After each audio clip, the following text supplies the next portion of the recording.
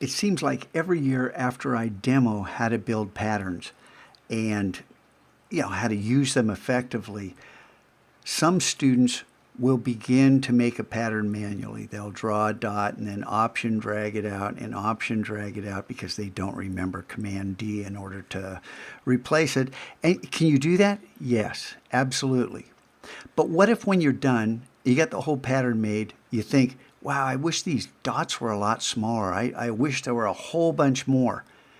And then that type of student draws out a little dinky dot and goes through the same thing. And you can see what a complete and utter waste of time it is, because we can do that in a few steps.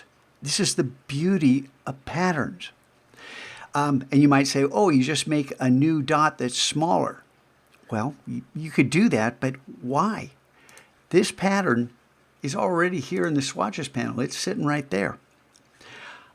I want to make the dots smaller. So width, you have to select. This is a rectangle. This is not a pattern. This is a rectangle. It's just an object that holds a fill, which happens to be a pattern. So we come up to Object, Transform, and you notice Move says Shift Command N. All you got to do is hit Return. But then there's Scale. And you see there's all kinds of other things we can do here. Scale.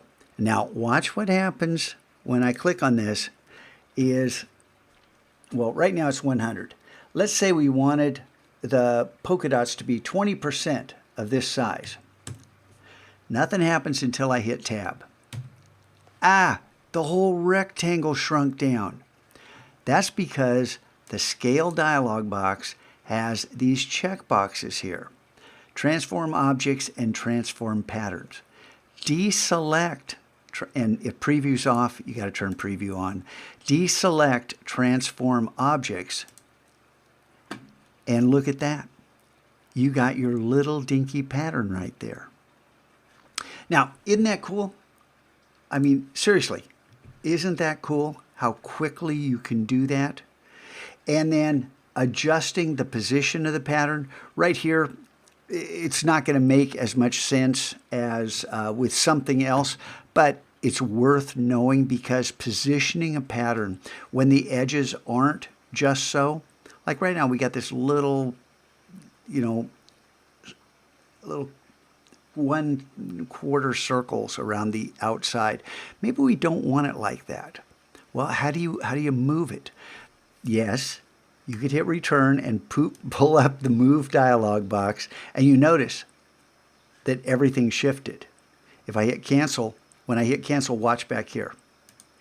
See how it moved?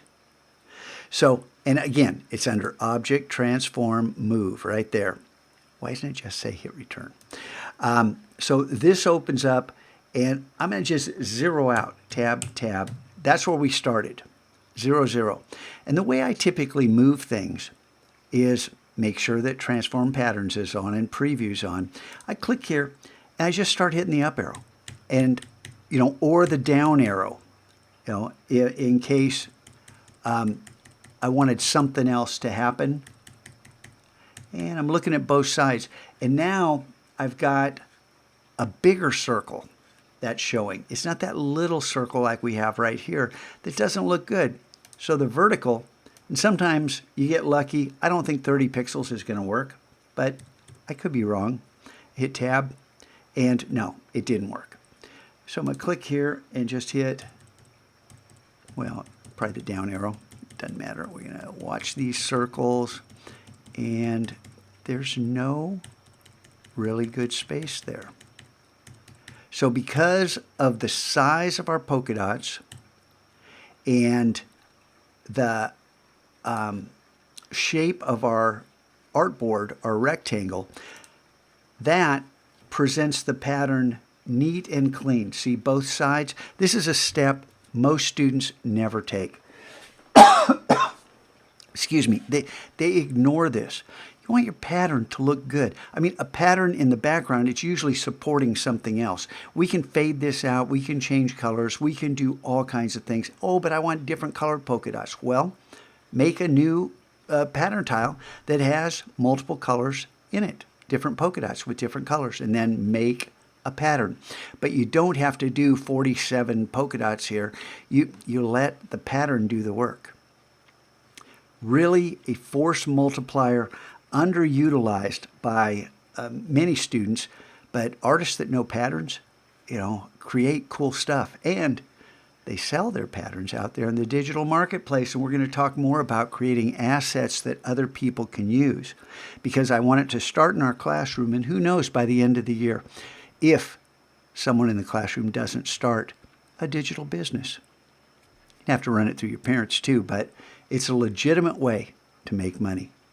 And you make something once, and then you sell it again and again and again and again and again, if it's good enough to interest people. Kind of cool.